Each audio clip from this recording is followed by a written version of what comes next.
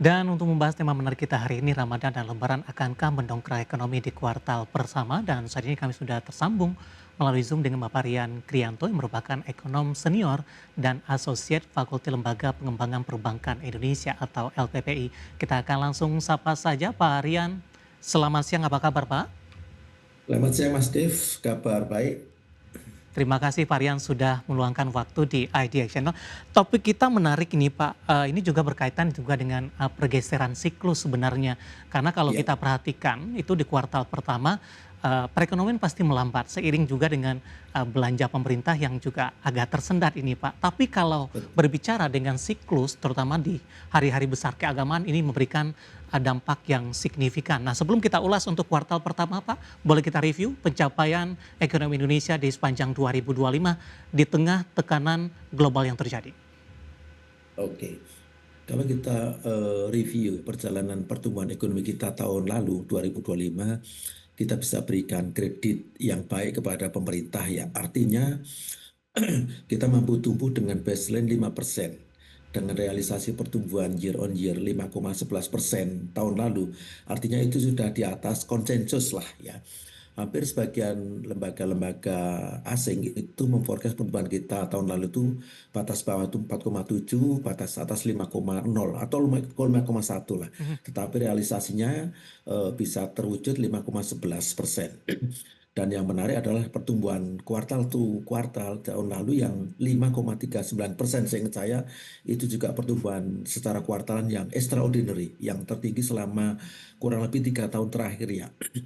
Tetapi review kita adalah bahwa itu masih jauh, masih di bawah target pemerintah versi APBN yang 5,2%. Ya memang delta selisihnya tipis ya 0,9%. Akan tetapi secara psikologis semoga itu pembelajaran yang tercapai di tahun lalu bisa menjadi catatan-catatan kritis bagi pemerintah untuk ke depan lebih tajam lagi di dalam memetakan isu-isu yang terjadi di lapangan. Karena memang tahun lalu banyak terjadi apa namanya event-event atau Ya, kejadian-kejadian yang sifatnya itu unpredictable. Salah satu isu yang nanti akan kita singgung juga dan terkait dengan outlook pertumbuhan PDB kita kuartal satu adalah ketika di tahun lalu di kuartal satu saya masih ingat sekali terjadi semacam kegaduhan ketika pemerintah menerbitkan peraturan pemerintah atau Inpres ya Instruksi Presiden nomor 1 tahun mhm, 2025 tentang penghematan yang sebagian oleh kalangan pemerintah daerah terutama itu diterjemahkan bahwa inspirasi penghematan itu adalah lalu pemangkasan-pemangkasan. iya, Nah, itu kan spiritnya berarti tanda petik ya anti pertumbuhan. Makanya tidak heran Mas Dev tahun lalu pertumbuhan kita Q1 itu jelek banget, mhm, 4,87% seingat saya. iya, Karena tadi terjemahan mengenai Inpres 2025 yang kurang firm sehingga ditafsirkan oke, lain. Baru di kuartal 2 sama iset sekali waktu itu Menteri Keuangan kita Bu Sri Mulyani lalu seperti sadar wah ini ada yang keliru di lapangan. Lalu dia coba perbaiki dan salah satu hasilnya adalah keluarnya paket stimulus ekonomi jilid satu saya masih ingat sekali iya, dengan alokasi anggaran kurang lebih 24,4 triliun. Persis yang disediakan oleh pemerintah saat ini di kuartal satu juga akan ada semacam subsidi ya. mhm, Dalam perayaan Natal ini kurang lebih 12,4 triliun saya ingat saya. Tapi yang Q2 tahun lalu memang besar. Dan hasilnya memang apa namanya jitu efektif. Pertumbuhan kita kuartal 2 langsung melejit kan iya, 5,12% saya ingat saya waktu mhm. itu. Jadi dari 4,87% lonjak ke 5,12% waktu itu saya kira itu juga efek daripada stimulus yang disediakan oleh pemerintah. Baik. Di kuartal 4 2025 Pak, ini pertumbuhan di 5,39%. Ini di luar ekspektasi juga tidak, Pak Rian? Sebetulnya secara akumulatif tidak termasuk di dalam apa namanya anomali Mhm, karena naturally kebetulan ada dua event besar yang iya, kita jalan di kuartal 4 terakhir. Satu, perilaku anggaran pemerintah itu selalu diserap ya secara optimal itu di kuartal 4. Itu baik di pemerintah pusat maupun di mhm, pemerintah daerah, bahkan sampai ke tingkat 2 atau kabupaten-kabupaten. Yang kedua, kita menyambut di bulan Desember itu kan ada perayaan besar ya mhm, seperti kalau teman-teman saudara kita yang muslim kan iya, di bulan Desember kan ada perayaan Natal dan Tahun Baru. Iya, Itu biasanya satu paket, ya satu paket. Makanya drivernya ada dua. Satu iya. dari government spending di kuartal 4 diperkuat dengan konsumsi domestik atau Mhm. istilahnya konsumsi rumah tangga. Nah, itulah yang mengakumulasi pertumbuhan kuartal keempat kemarin secara Q to Q itu cukup tinggi, yaitu Iya, 5,39% tadi. Dan itu tertinggi yang pernah kita cetak. baik. Menarik Pak Rian, kita akan jeda terlebih dahulu, nanti kita akan lanjutkan. Nanti kita akan bahas Pak dari segmen selanjutnya, proyeksi ini di kuartal pertama 2026 terjadi pergeseran hari besar, kemudian strateginya untuk di kuartal kedua ini yang minim mungkin dari perayaan agama, kemudian pemerintah juga tidak bisa mengandalkan kondisi ini lagi. Dan pemirsa, kami akan segera kembali sesaat lagi.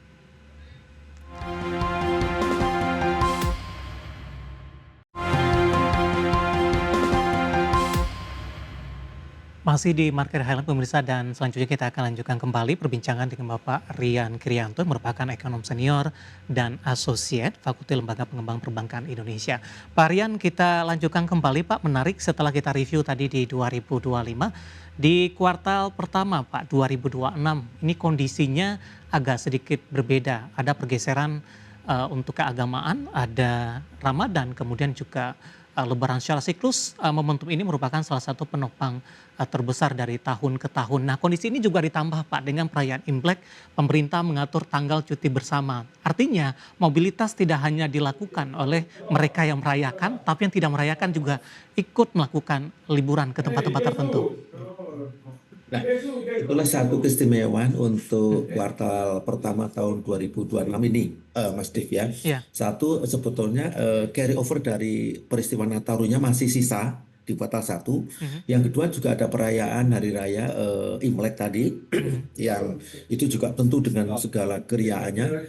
Dan yang terakhir adalah tadi apa namanya, belanja pemerintah seperti disampaikan baik oleh Pak Presiden maupun Mhm. Pak Menko Perekonomian, harus dipercepat akselerasinya di kuartal satu sehingga nanti pembentukan pola pertumbuhan kuartalannya itu tidak terlalu jomplang Iya. seperti yang terjadi tahun lalu. Mhm. Oke, nah khusus ke kuartal satu ini ada beberapa isu yang harus kita sampaikan. Tadi carry over Nataru masih terjadi, Mhm. kemudian belanja pemerintah juga diakselerasi.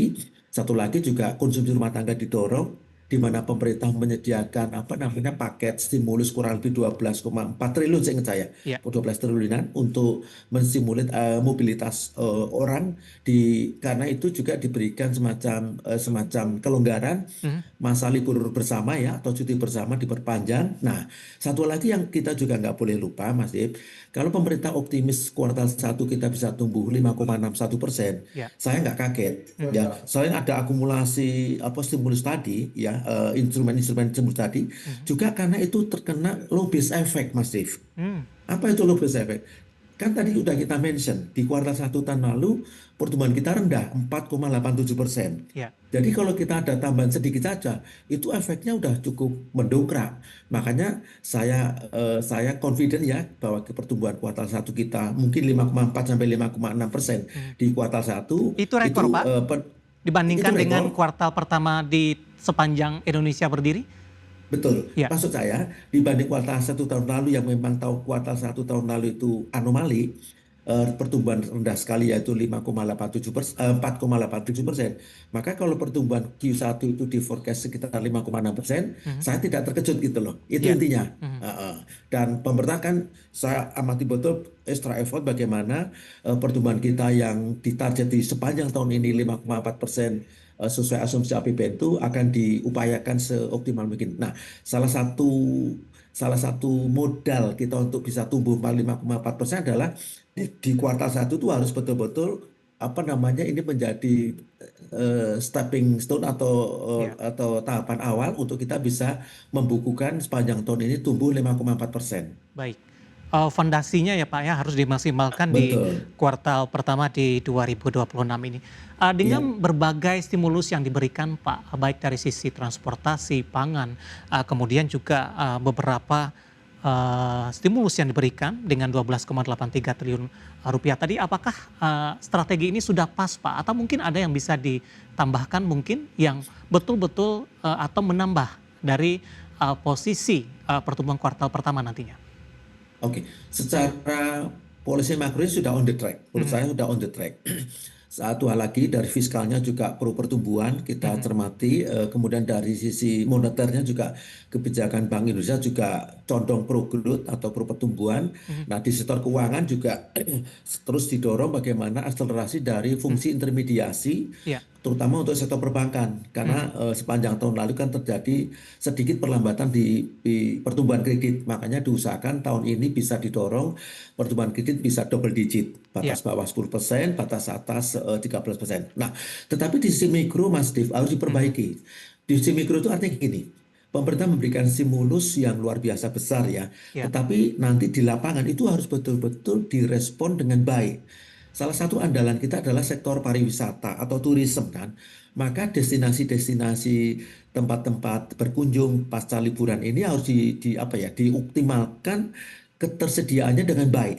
Infrastrukturnya juga harus diperbaiki. Kemudian semacam hospitality culture-nya juga harus diperbaiki. Sehingga animo masyarakat untuk melakukan mobilitas itu betul-betul nyaman gitu loh. iya, Kan pemerintah sudah memberikan insentif misalnya pembelian tiket mhm, dapat diskon dan sebagainya dan sebagainya. Tetapi kalau di lapangannya itu masyarakat menemukan ya sedikit ketidaknyamanan itu juga oke, bisa apa ya mendiscourage ya keinginan orang baik. untuk melakukan mobilitas gitu. Itu kuncinya Mas Dev. Baik, lebih ke arah pelaksanaannya ya Pak dan pengawasan yang dilakukan pemerintah sehingga tujuan yang inginkan bisa tercapai Pak Rian?